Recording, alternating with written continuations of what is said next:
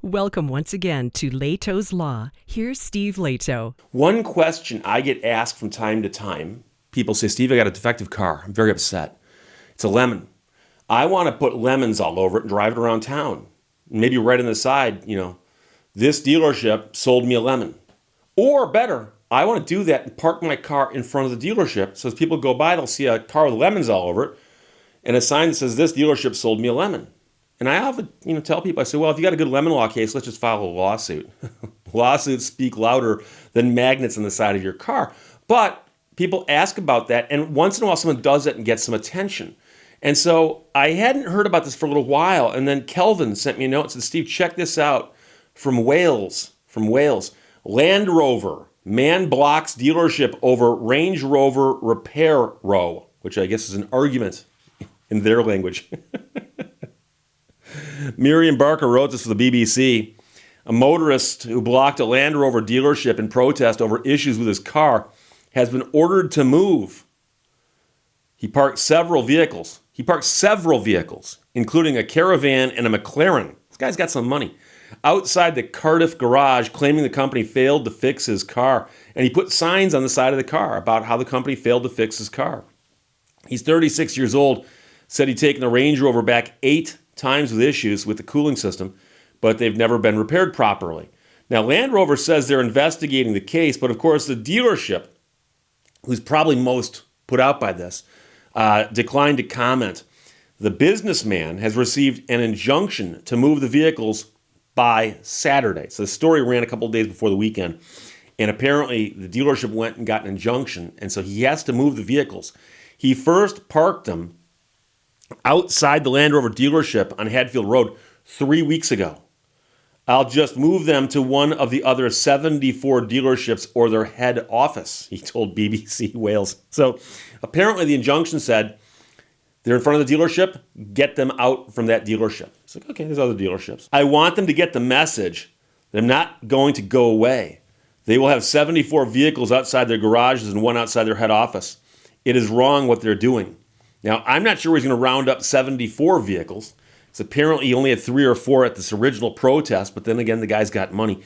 He bought the nearly new Range Rover, so it was used 4 years ago, and said there have been numerous problems with the cooling system which have never been repaired, and he says the vehicle kept breaking down. And the distinction in America is whether the car is new or used. My understanding is that they don't have a real good lemon law over there. So he might have some issues if this goes to court, but we'll see. He said, it's the same recurring problem, and it just hasn't been fixed properly. I've been back and forth about 8 times now, and they haven't fixed it. He said he bought the vehicle 30,000 miles on the odometer, and he's only driven it 12 since then. He said, I've taken it to the Swansea dealership. I've taken it to the Cardiff dealership. It's the same issue, and I just want them to repair the car, he added. And I believe Swansea is the correct pronunciation, so my friends over there can let me know, please. Thank you. He said he took out an extended warranty for £2,500 sterling 6 weeks ago after he was offered it, after being told his initial warranty was due to expire, which was the best package and covered every issue. And those are in quotes, best package and covered every issue. The man said he understood that under the terms and conditions his car would be covered as it was under 10 years old and had fewer than 100,000 miles on the odometer. But he claimed the company was now refusing to pay out because the warranty is too old. It's wrong. Why did they take my money and now are using that as an excuse? It's a joke. I'm not being pushed over when I haven't done anything wrong, he added. He said there's been no offer of compensation, and the latest discussions were a couple days ago, but no assurances were made. And I think he's talking to the manufacturer, not the dealership. He said, it's the principle. It's why I'm protesting. I can afford it, but what about others? They would be screwed. A spokesperson for Land Rover said, Land Rover always aims to provide the best customer service. We're currently investigating the case and are in regular contact with the customer concerned. So if they are in regular contact with him, I wonder if he will continue parking his cars in front of the various dealerships, because he said he was going to do that, but then the manufacturer says, well, we're in contact with him or we're trying to work this thing out. The other issue is the warranty. Because most warranties or service contracts, I'm not sure which this is, and there might not be that kind of distinction over there, but a service contract or a warranty, generally speaking, comes with limitations on time and mileage. They'll say this is good for 10 years or 100,000 miles, whichever comes first. Or 3 years, 36. 448. Why not? And a lot of them actually offer you a bunch of series like that. Do you want the short one? Do you want the long one in the middle? Do you drive a lot? I've seen some with higher mileage and shorter years just for the fun of it. And you try to guess which one makes the most sense. But one of the bigger problems with the non-original factory warranties, I'm talking about the ones that get added later, even if they're from the manufacturer, oftentimes narrow their focus. So many brand new cars, as you may know, come with a bumper-to-bumper warranty along with, say, a drivetrain warranty, okay?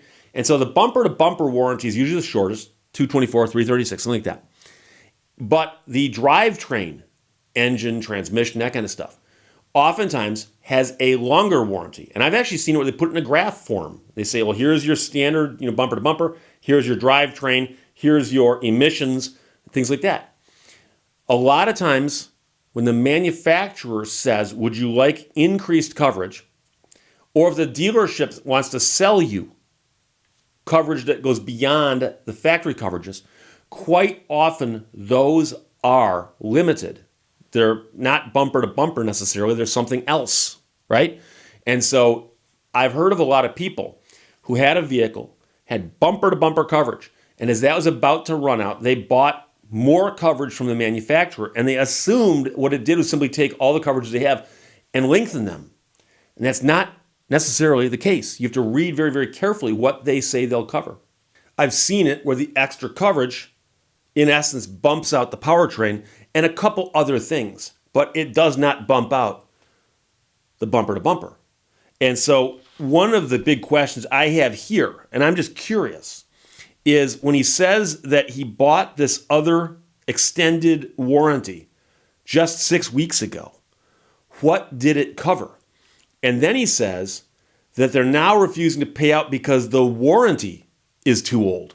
Not that the car is too old, but that the warranty is too old. And that's weird, because if you just bought it 6 weeks ago, it can't be that old. In the life of a car, 6 weeks is not that long.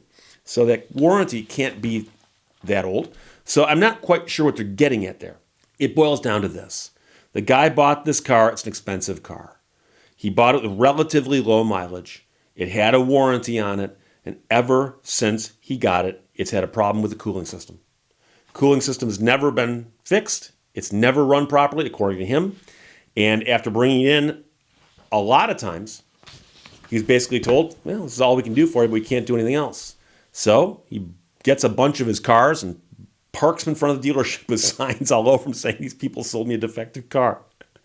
And dealership went and got a court order forcing him to move. He said, well, it's 73 other dealerships I can go park in front of. But he has gotten the manufacturer's attention, and he is talking to them. So I will continue to follow this. I've got some good friends over there who can keep an eye on the BBC for me. But the story is from BBC News. Miriam Barker wrote it. Land Rover. Man blocks dealership over Range Rover repair row. Kelvin said it. Thanks a lot. Questions or comments, put them below. Let's talk to you later. Bye-bye. Thank you for watching Lehto's Law. But I digress.